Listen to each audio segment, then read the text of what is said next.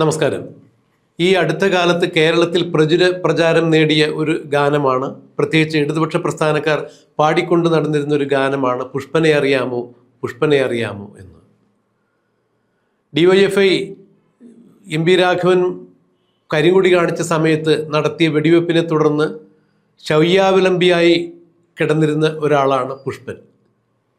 ഒരുപക്ഷെ ജീവിക്കുന്ന രക്തസാക്ഷിയായി പോലും പുഷ്പനെ ചിത്രീകരിക്കുകയുണ്ടായി. പുഷ്പൻ ഇപ്പോൾ വിട പറഞ്ഞിരിക്കുന്നു. അതുകൊണ്ട് തന്നെ രക്തസാക്ഷികളുടെ അല്ല എന്നുണ്ടെങ്കിൽ പാർട്ടിയോട് കൂറുള്ള ആളുകളുടെ സമരവീര്യത്തെയൊക്കെ അനുസ്മരിപ്പിക്കുന്നതിന് വേണ്ടി DYFI സഖാക്കൾ എപ്പോഴും പാടുന്നൊരു പാട്ടായിരുന്നു പുഷ്പനെ അറിയാമോ പുഷ്പനെ അറിയാമോ നമ്മുടെ പുഷ്പനെ അറിയാമോ. ഈ പാട്ട് സാമൂഹ്യ മാധ്യമങ്ങളിൽ ഉണ്ടാക്കിയ അല്ലെങ്കിൽ സമൂഹത്തിലുണ്ടാക്കിയ ചലനങ്ങൾ വളരെ വലുതാണ്. ഇതുപോലെ തന്നെയാണ് ഇപ്പോൾ ചില ആളുകൾ പിണറായി വിജയനോട് ചോദിക്കുന്നത്, സ്വപ്നയെ അറിയാമോ നമ്മുടെ സ്വപ്നയെ അറിയാമോ എന്ന്. പറഞ്ഞു വരുന്നത് വീണ വിജയൻ്റെ, അതായത് മുൻ മുഖ്യമന്ത്രിയും ഇപ്പോഴത്തെ പ്രതിപക്ഷ നേതാവുമായ പിണറായി വിജയൻ്റെ മകൾ വീണ വിജയനുമായി ബന്ധപ്പെട്ട ED കേസ് തന്നെയാണ്. ഇന്നിപ്പോൾ ED കേസുമായി ബന്ധപ്പെട്ട് വീണ വിജയൻ നെട്ടോട്ടം ഓടുന്ന കാഴ്ചയാണ് കാണാൻ കഴിയുന്നത്. ED വീണയ്ക്ക് ചോദ്യം ചെയ്യുന്നതിന് വേണ്ടി സമൻസ് അയച്ചിരിക്കുന്നു. എന്നാൽ ഈ സമൻസിന് തനിക്ക് ശാരീരികമായ അസ്വാസ്ഥ്യങ്ങൾ കാരണം ഹാജരാവാൻ സാധിക്കില്ല എന്ന് കാണിച്ച് വീണ മറ്റൊരു മറുപടി അയച്ചിരിക്കുന്നു. ED വീണ്ടും നോട്ടീസ് അയച്ചു, വരുന്ന ബുധനാഴ്ച ഹാജരാവണം എന്ന് കാണിച്ചുകൊണ്ട്. ഇവിടെയാണ് നമ്മൾ പുഷ്പനെ അറിയാമോ എന്നുള്ള ആ പാട്ടിനെ അനുസ്മരിപ്പിക്കുന്ന രീതിയിൽ സ്വപ്നയെ അറിയാമോ പിണറായി, നിങ്ങൾക്ക് സ്വപ്നയെ അറിയാമോ. മുൻപ് സ്വപ്ന സുരേഷ് എന്ന കോൺസുലേറ്റിൽ ജോലിയുണ്ടായിരുന്ന ഒരു സ്ത്രീ ചില ഞെട്ടിക്കുന്ന വസ്തുതകൾ വെളിപ്പെടുത്തിയിട്ടുണ്ടായിരുന്നു. ഒന്നാം പിണറായി വിജയൻ സർക്കാരിൻ്റെ കാലത്ത് കോൺസുലേറ്റ് ബാഗേജ് വഴി, അതായത് നയതന്ത്ര ബാഗേജ് വഴി നടത്തിയ സ്വർണ്ണക്കള്ളക്കടത്തിനെ കുറിച്ചാണ് അന്ന് സ്വപ്ന സുരേഷ് പൊതുമാധ്യമങ്ങളിൽ വന്നു നിന്നുകൊണ്ട് പിണറായി വിജയനെതിരെ പ്രസംഗിച്ചത്. ആ ഒരു കേസുമായി ബന്ധപ്പെട്ട് സ്വപ്ന സുരേഷ് ഏതാണ്ട് 15 മാസക്കാലം ജയിലിലായിരുന്നു. ജയിലിൽ നിന്ന് ഇറങ്ങിയ സ്വപ്ന സുരേഷ് ഞെട്ടിക്കുന്ന ഒരുപാട് കഥകളാണ് കേരളത്തിൻ്റെ പൊതുസമൂഹത്തോട് വിളിച്ചു പറഞ്ഞത്. താൻ എങ്ങനെയാണ് ഇതിൽ കുറ്റക്കാരിയായത്, തന്നെ ആരാണ് ഇത്തരം സ്വർണ്ണക്കള്ളക്കടത്ത് നടത്തുവാൻ വേണ്ടി പ്രേരിപ്പിച്ചത്, തന്നെ ടൂളാക്കിയത് ആരൊക്കെയാണ്. അത് മുഖ്യമന്ത്രിയുടെ, അതായത് പിണറായി വിജയൻ്റെ ഓഫീസിലെ പ്രിൻസിപ്പൽ സെക്രട്ടറി ആയിരുന്ന ശിവശങ്കരൻ തന്നെയായിരുന്നു. മുഖ്യമന്ത്രിക്കും ഈ സ്വർണ്ണക്കള്ളക്കടത്തിൽ പങ്കുണ്ട് എന്ന് തന്നെയാണ് സ്വപ്ന സുരേഷ് ആരോപിച്ചിരുന്നത്.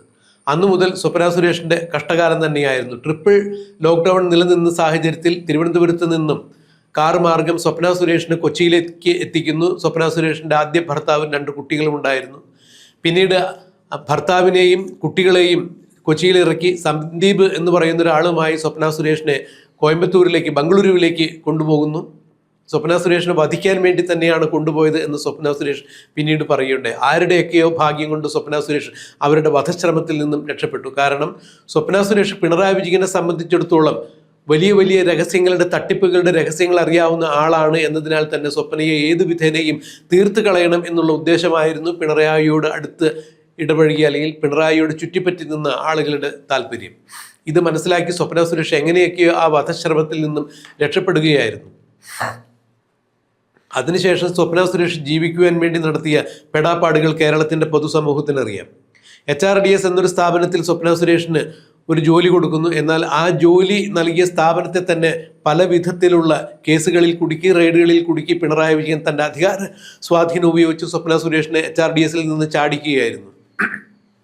പിന്നീട് സ്വപ്ന സുരേഷ് വരാപ്പുഴയിൽ ഒരു സ്ഥലത്തൊരു സ്വകാര്യ എടുത്ത് താമസിക്കുന്നു. അവിടെയും പോലീസിൻ്റെ ശല്യം കാരണം അവർക്ക് അവിടെയും ഉറച്ചു നിൽക്കാൻ സാധിച്ചില്ല. സ്വപ്ന സുരേഷ് പിണറായി വിജയൻ്റെ കുടുംബക്കാർക്കുമെതിരെ നിരവധി അഴിമതി ആരോപണങ്ങളാണ് ഉന്നയിച്ചത്.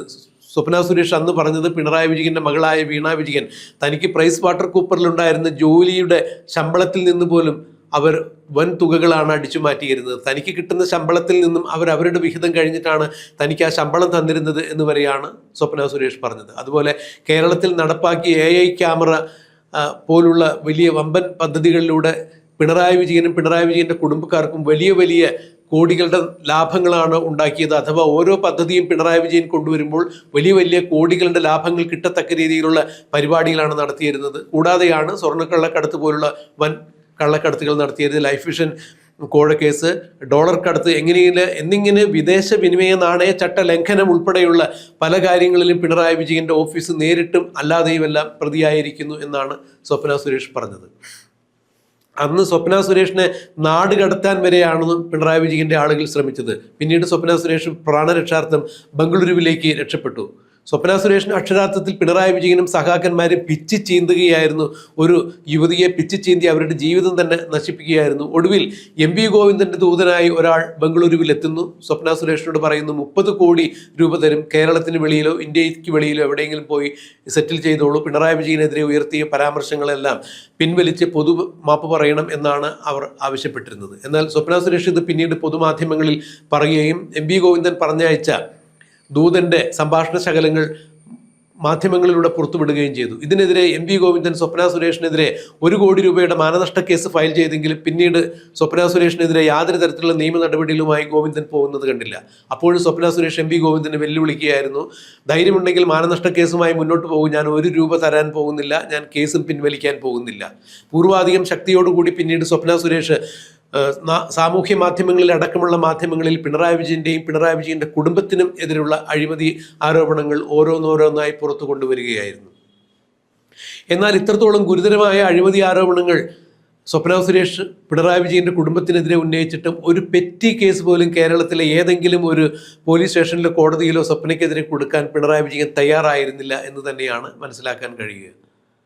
അതിനർത്ഥം സ്വപ്നയുമായി ഏതെങ്കിലും തരത്തിൽ ഇടഞ്ഞാൽ കേസിന് പോയാൽ പിണറായി വിജയൻ അകത്താകും എന്നുള്ളത് പിണറായി വിജയൻ അറിയാമായിരുന്നു. അന്ന് സ്വപ്ന സുരേഷ് അനുഭവിച്ച മാനസിക വ്യഥകൾ, അല്ലെങ്കിൽ ശാരീരികമായും മാനസികമായും അന്ന് സ്വപ്ന സുരേഷിനെ പീഡിപ്പിച്ച പിണറായി വിജയൻ ചെയ്ത കൊള്ളരുതായ്മകൾക്ക് ഉള്ള പ്രതിഫലമാണ് ഇന്ന് പിണറായി വിജയൻ വീണ വിജയനിലൂടെ അനുഭവിക്കുന്നത് എന്നാണ് സ്വപ്നയോട് അടുത്ത വൃത്തങ്ങൾ ചൂണ്ടിക്കാണിക്കുന്നത്. ഇന്നിപ്പോൾ വീണ വിജയൻ ഇഡിയുടെ കേസുമായി നെട്ടോട്ടമോടുന്നു. ഒരു സമൻസ് ഇഡി അയച്ചു, അതിന് ആരോഗ്യപരമായ കാരണങ്ങൾ കാണിച്ച് മറ്റൊരു അവധി വീണ വിജയൻ നേടിയിരിക്കുന്നു. എന്നാൽ 17-ാം തീയതി ബുധനാഴ്ച വീണ്ടും ചോദ്യം ചെയ്യലിന് ഹാജരാകണം എന്ന് ഇഡി കോടതി സ്വപ്നയ്ക്ക് സമൻസ് അയച്ചിരിക്കുന്നു. വീണ്ടും ഈ സമൻസ് ഒരു കാരണവശാലും സ്വപ്നയ്ക്ക് തള്ളാൻ സാധിക്കില്ല. അഭിഭാഷകരെ അയച്ച് ഇഡിയുടെ ചോദ്യങ്ങൾക്ക് ഉത്തരം നൽകാനും സാധിക്കില്ല. ജുഡീഷ്യൽ പവറുള്ളതാണ് സമൻസ്. അതുകൊണ്ട് ആ സമൻസിന് നേരിട്ട് തന്നെ സ്വപ്ന സുരേഷ് ഹാജരാകണം എന്നുള്ളതാണ് മനസ്സിലാക്കാൻ കഴിയുന്നത്. ഇവിടെ കൊടുത്താൽ കൊല്ലത്തും കിട്ടും, അല്ലെങ്കിൽ ഈ വാർത്തയുടെ ആമുഖത്തിൽ പറഞ്ഞ പോലെ നമ്മുടെ പുഷ്പനെ അറിയാമോ എന്ന് ചോദിച്ചതുപോലെ സ്വപ്നയെ അറിയാമോ പിണറായി, സ്വപ്നയെ അറിയാമോ? ഒരു പാവപ്പെട്ട സ്ത്രീയെ, അല്ലെങ്കിൽ ജോലി ചെയ്ത് കുടുംബം പോറ്റിയിരുന്ന ഒരു സ്ത്രീയെ അകാരണമായി അനാവശ്യമായി മറ്റു പല ബിസിനസ്സുകളിലേക്കും വലിച്ചഴിച്ച് ഒടുവിൽ ആ പാപഭാരമൊക്കെയും അവരുടെ തലയിൽ വെച്ച് കെട്ടി രക്ഷപ്പെടാൻ ശ്രമിച്ച പിണറായി വിജയന് കാലം നൽകിയ തിരിച്ചടിയാണ് ഇപ്പോൾ വീണ വിജയൻ എന്ന മകളിലൂടെ അനുഭവിക്കുന്നത് എന്നാണ് സ്വപ്നയോട് അടുത്ത വൃത്തങ്ങൾ ചൂണ്ടിക്കാണിക്കുന്നത്. അതെന്ത് തന്നെയായാലും കൊടുത്താൽ കൊല്ലത്തും കിട്ടും എന്നുള്ള ആ ഒരു വാക്യം ഇപ്പോൾ പിണറായി വിജയന്റെ ജീവിത അവസ്ഥയുമായി തട്ടിച്ചു നോക്കുമ്പോൾ ശരിയാണ് എന്നുള്ളതാണ് മനസ്സിലാക്കാൻ കഴിയുന്നത്.